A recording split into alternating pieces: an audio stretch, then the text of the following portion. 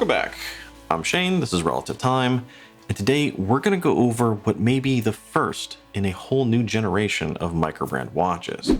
This is the Vesuviate Volare, and it's utilizing the new Seiko NH34A GMT movement.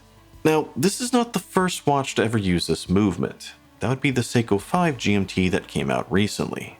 But it may be the first Microbrand to ever hit the market with it. And it's doing it in true Microbrand fashion, by not only outspecking that Seiko, but undercutting it in price as well. Not to mention being a tad more colorful. Now, before we jump into this one, I need to point out that this is a prototype that was lent to the channel, and as such, all your standard prototype warnings apply. And I also need to point out that Vesuviate said if everything goes well with their Kickstarter, they'll send me a production unit later on, hence the promotional tag at the beginning. Now, with that out of the way, let's talk specs. The Volare is a 41mm wide GMT, with a lug-to-lug just shy of 47, which gives the case a bit of a cushiony square look, but it also makes it suitable for a wide range of wrist sizes. For a watch with 200 meters of water resistance, it is a tad chunky at 13.7mm. But that does include a domed sapphire with AR, as well as a rather interesting red sapphire crystal exhibition caseback. Plus, I'm pretty sure that Seiko NH34A movement is a tad thick as well. Seiko movements do tend to be a bit chunky. Now, rounding everything out, we have the watch weighing in at a solid 177 grams on its bracelet. It has a 20mm lug width, and note that there are no drilled lugs here, and that will be important in a minute. As well as a sapphire insert on the bezel, and an extra scratch-resistant coating on the case. Now, even though this is a Kickstarter, from what I know, production is actually underway, and I believe they're actually set to ship shortly after the Kickstarter ends, which does make me wonder why even bother with the Kickstarter. Regardless, early bird pricing here is going to start at $375, and that's pretty good, especially considering the Seiko 5 GMT costs $100 more. So let's move on to what I don't like here, the bad. And up first is a major issue with the bracelet, and this is something that really needs to be addressed. For the bracelet, Vesuviate went with a standard oyster-style bracelet, brushed sides as well as a polished center link.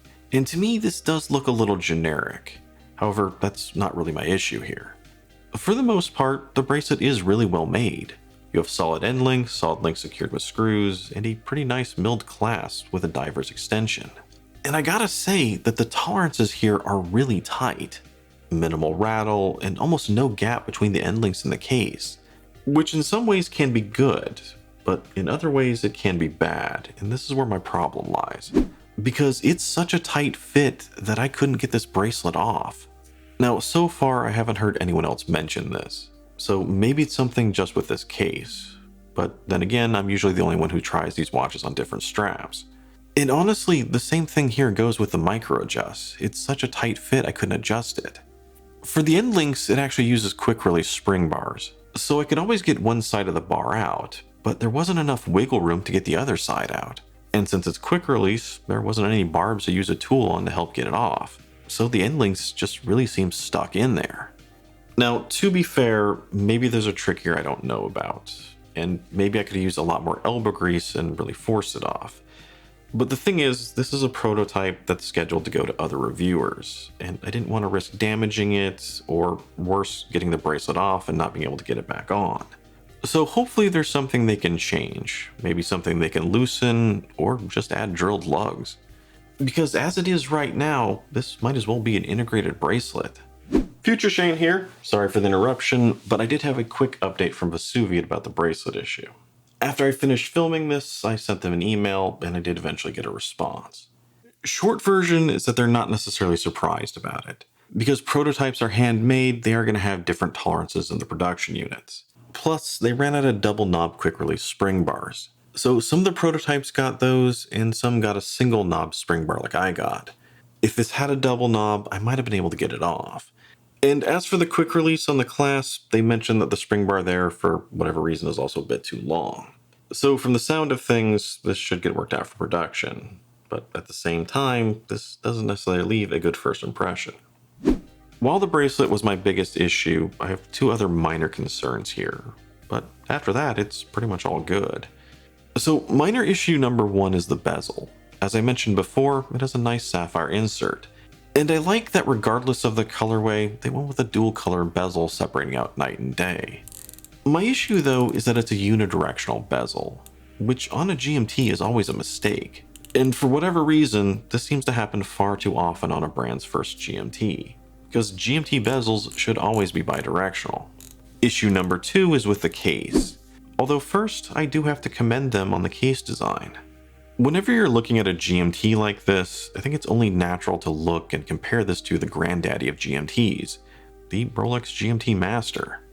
However, the squat cushiony-like case here with these flare-outs does a great job of giving the watch some familiarity, yet still giving it a distinct profile and personality.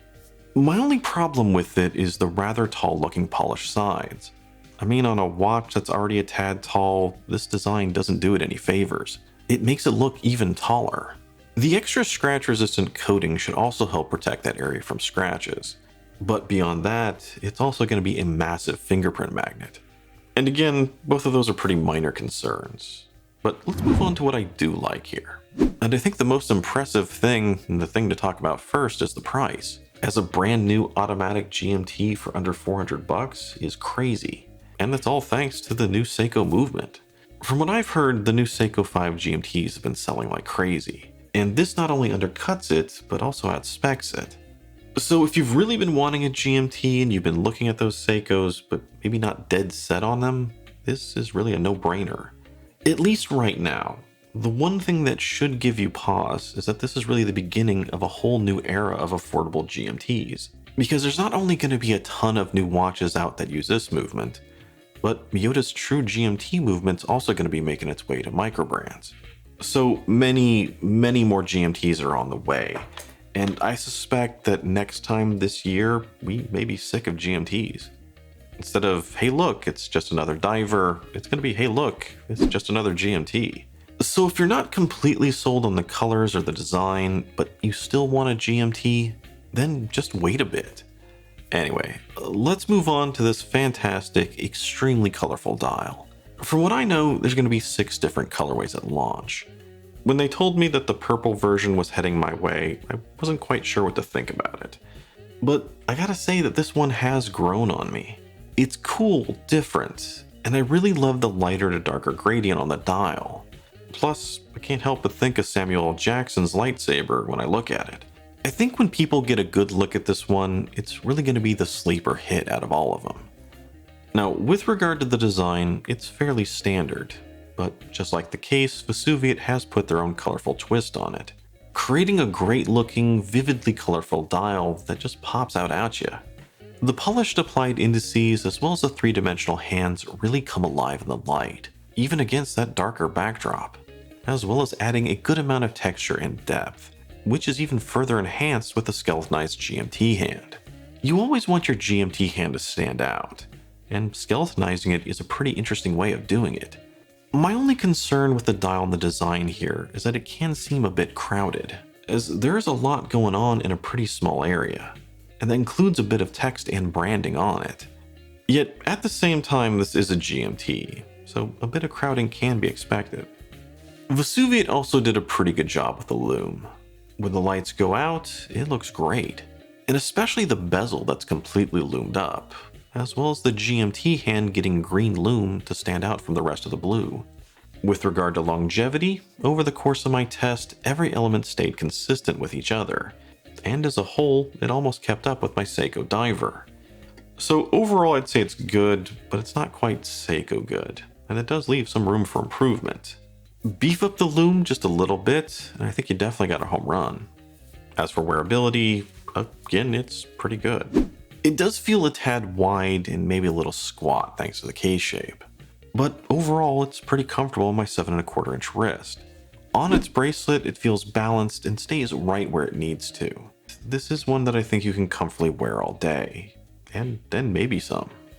Lastly, let's talk about what I found to be just okay here, and with the Volare, there's only one thing: the case back. And once again, I do apologize for these bad shots. But with the bracelet issue, this is about as good as I can get.